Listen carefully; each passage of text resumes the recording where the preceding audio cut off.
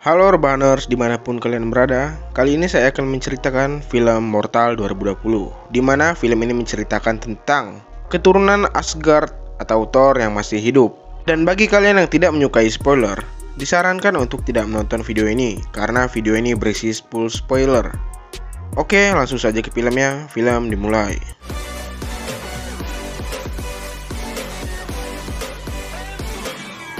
Film dimulai di mana ada seorang pria misterius yang sedang berjalan. Pria tersebut terlihat sangat lapar dan tubuhnya dipenuhi dengan luka. Pria tersebut membersihkan luka dan memotong rambutnya di sebuah pom bensin. Kemudian ketika dia keluar, ada sekelompok pria yang mengejeknya dan mengatakan bahwa dia gelandangan. Di sini pria misterius tersebut tidak menghiraukannya dan terus berjalan. Kemudian scenes berganti di mana pria tersebut sedang berjalan. Entah kemana tujuan pria tersebut, yang pastinya kita tidak tahu ya. Oke. Kemudian datanglah sekelompok pemuda yang ditemui tadi di pom bensin. Para pemuda tersebut mengganggu pria misterius dan beberapa kali mendorong pria misterius tersebut. Kemudian pria misterius tersebut mengingatkan kepada pemuda-pemuda itu bahwa untuk tidak menyentuhnya. Namun ada satu pemuda yang bernama Ale yang tidak mendengarkan perkataan pria misterius tersebut. Hingga akhirnya Ale pun mati dengan sangat misterius. Tubuhnya terbujur kaku dan teman-temannya segera menelpon polisi. Hingga akhirnya pria misterius tersebut berhasil ditangkap oleh polisi. Kemudian scenes berganti di mana pihak kepolisian memanggil seorang wanita yang seorang psikolog untuk menangani kasus ini dan sekaligus menginterogasi pria misterius tersebut. Karena pihak kepolisian tidak berhasil mendapat sepatah kata pun dari pria misterius tersebut, dan juga pihak kepolisian merasa takut untuk menyentuh pria tersebut karena melihat kejadian yang sebelumnya. Kemudian wanita yang bernama Christine itu bertanya, siapa nama pelakunya? Pihak kepolisian menjawab bahwa nama pria tersebut adalah Eric. Christine merasa tidak asing dengan nama itu. Dan kemudian polisi berkata bahwa pria tersebut adalah penyebab kebakaran yang menewaskan 5 orang di Brooklyn. Singkat cerita, Christine berhasil masuk ke ruangan interogasi dan mulai mendekati Eric. Kemudian Christine berhasil mengajak Eric untuk berbicara. Di sini Christine bertanya, mengapa Eric membunuh pemuda tersebut? Kemudian Eric menjawab bahwa Eric sudah mengingatkan pemuda tersebut untuk tidak menyentuhnya. Namun pemuda tersebut masih melakukannya dan pria tersebut tewas. Dan kemudian Christine bertanya, bagaimana kau bisa membunuhnya tanpa menyentuhnya? Di sini Eric menjawab bahwa dia tidak tahu. Dan kemudian Eric mulai menunjukkan kekuatan yang dimilikinya. Dimulai dengan Eric yang bisa membuat suasana menjadi mencekam. Melihat Eric yang tidak nyaman dengan borgol, Christine menyuruh polisi untuk melepaskan borgolnya. Polisi pun menurutinya dan melepaskan borgol Eric. Namun, polisi juga memperketat keamanan di sekitar sana. Di sisi lain, keluarga Ale, pemuda yang mati karena menyentuh Eric tadi, datang ke kantor polisi. Dan ternyata si Ale adalah anak dari temannya kepala polisi tersebut. Dan terlihat di sini bahwa keluarga Ale sangat terpukul oleh kejadian ini, sampai-sampai ayahnya ingin menemui Eric untuk membunuhnya. Namun kepala polisi menghalanginya. Kemudian keluarga Ale meninggalkan kantor polisi dengan raut wajah yang terlihat kecewa. Kembali lagi ke Christine yang masih menggali informasi dari Eric. Christine pun menanyakan apa yang terjadi di pertanian Ardal, di mana 5 orang tewas dan hanya Eric yang berhasil hidup saat terjadi kebakaran. Eric mengatakan bahwa Christine juga pasti tahu bagaimana pemuda tersebut mati hanya karena menyentuh Eric, dan begitu pula yang terjadi di tempat kebakaran tersebut. Di sini Christine masih belum mengerti bagaimana hal itu bisa terjadi. Kemudian terlihat gelas di depan Christine yang tiba-tiba mengeluarkan gelembung, dan rambut Christine yang tiba-tiba melayang di udara. Dan Christine dibuat heran ketika Eric bisa mengendalikan air di dalam gelas. Kemudian Eric memegang meja dengan kedua tangannya, dan perlahan meja itu terbakar. Seketika suasana di sekitar sana menjadi chaos, di mana Eric tidak bisa mengendalikan kekuatannya, dan ditambah ada suara pesawat yang membuat Eric semakin tidak bisa mengendalikan kekuatannya. Christine berusaha untuk membantu Eric untuk mengendalikan kekuatannya, dan akhirnya Eric mendengarkan perkataan Christine dan berhasil selamat dari kejadian itu, dan semuanya kembali menjadi normal. Singkat cerita, pesawat yang tadi datang adalah pesawat dari Amerika untuk menjemput Eric. Eric yang terbangun dan sadar bahwa dia ada di pesawat langsung mengamuk, di mana dia menciptakan badai petir yang membuat pesawat yang mereka tumpangi kehilangan keseimbangan, sehingga pesawat tersebut jatuh ke laut. Nah, saat di laut, Eric berhasil menyelamatkan diri bersama dengan seorang wanita polisian yang menjemput Eric. Di sini Eric berhasil kabur dari sana dan meninggalkan wanita polisi tersebut di pinggir pantai. Ternyata Eric kembali menemui Christine dan meminta bantuan Christine. Kemudian Christine pun membawa Eric ke sebuah kabin di hutan milik temannya, dan mereka pun beristirahat di sana.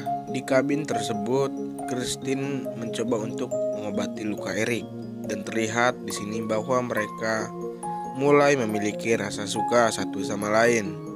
Eric yang mulai dekat dengan Christine mulai berani untuk menceritakan kejadian tersebut. Eric menceritakan bahwa dia benar-benar tidak tahu. Yang dia ingat adalah ketika dia datang ke pertanian, tiba-tiba tempat tersebut meledak dan terbakar. Namun pihak dari kepolisian Amerika atau FBI ini masih bersikeras untuk menangkap Eric karena untuk penelitian mereka di Amerika, dan wanita tersebut memiliki niat buruk untuk mengendalikan Eric. Padahal udah diselamatin tapi masih berniat buruk. Parah udah. Oke, lanjut. Di sisi lain ada si Christine yang masih bingung dengan apa yang harus dilakukannya karena dia juga merasa takut. Dia pun menelpon temannya, dan temannya pun menyuruh agar Christine menyerahkan Eric ke polisi agar Christine juga tidak menjadi buronan. Namun di sini Christine terlihat galau di sisi lain karena Christine mulai menyukai Eric dan prihatin dengan keadaan Eric. Namun akhirnya Christine menyerahkan Eric ke kepolisian. Ketika sedang mengantar Eric ke mobil, Christine memeluk Eric untuk perpisahan. Di sela-sela mereka berpelukan, gerimis yang di sekitar mereka tiba-tiba berhenti begitu saja. Tidak berhenti, namun dihalangi oleh kekuatan Eric.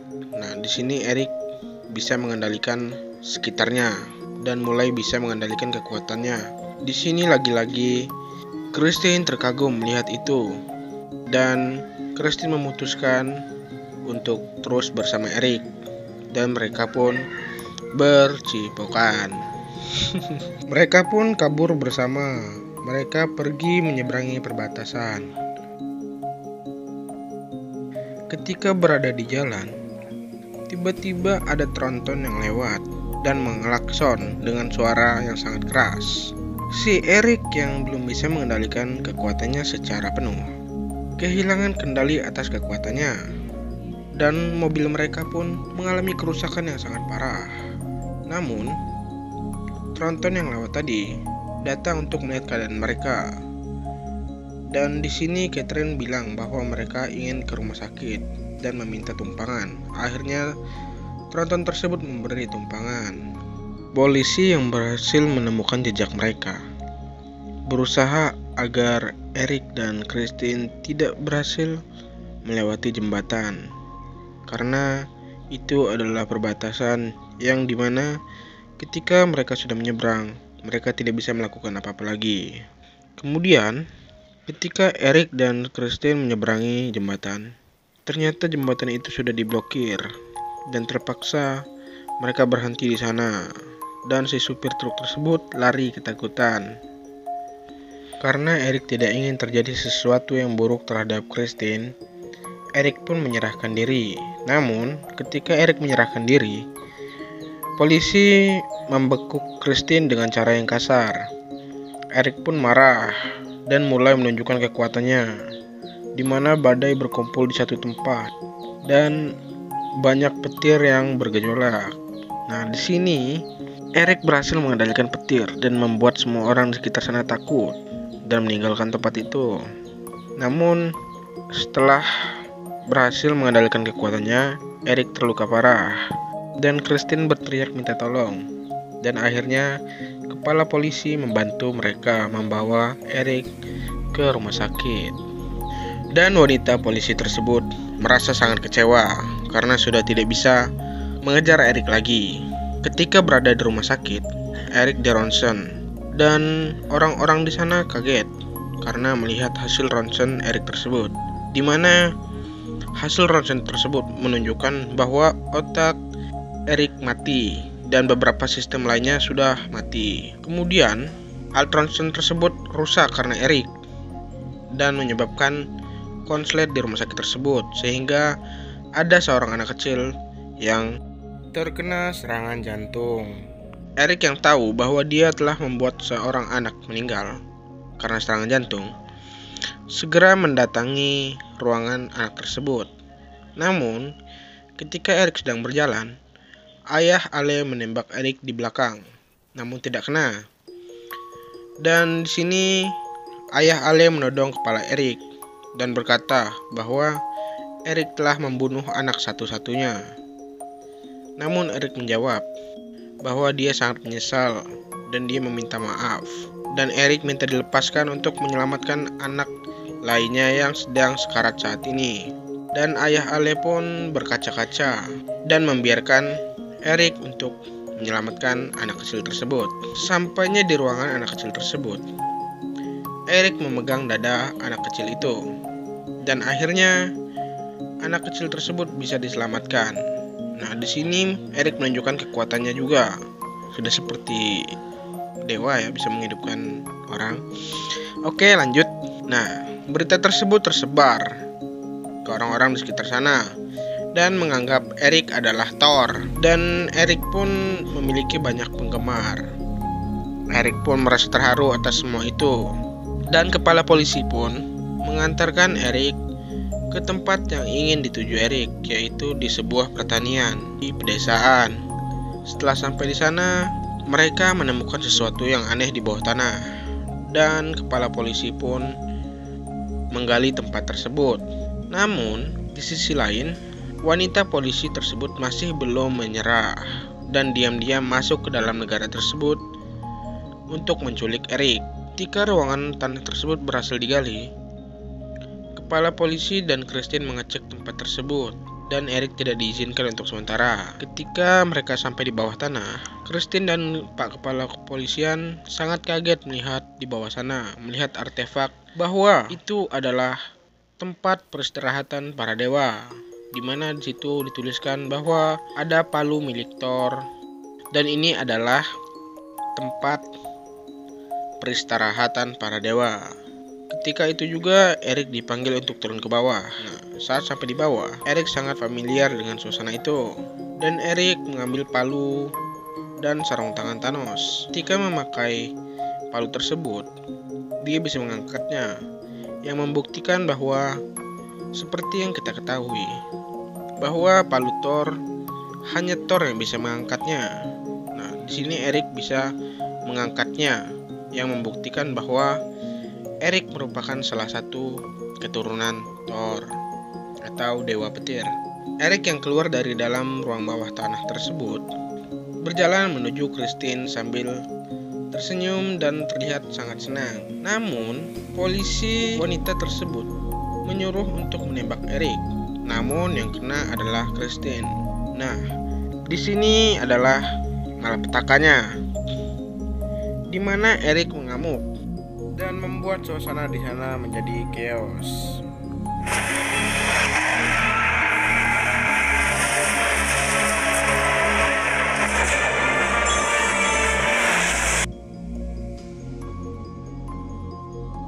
Kemudian scenes berganti di mana media mengabarkan bahwa keadaan di Norwegia sangat kacau dengan korban yang masih tidak diketahui. Ini benar-benar hancur. Dan terlihat juga bahwa Norwegia sangat syok atas kejadian ini karena banyak korban yang berjatuhan.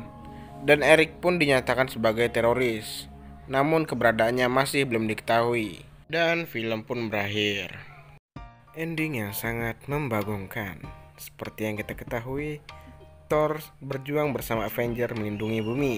Namun di sini, Erik Berglund yang memiliki warisan kekuatan Thor malah menghancurkan bumi karena dia sakit hati kekasih pujanya dibunuh. Namun ya sudah terjadi, oke. Dan untuk kelanjutannya hanya Pak Sutradara yang tahu karena ending dari film ini sangat menggantungkan. Hal yang bisa kita petik dari film ini adalah jangan sekali-kali mengganggu anak dewa atau kamu akan tersambar petir. Oke, sekian dari saya, terima kasih.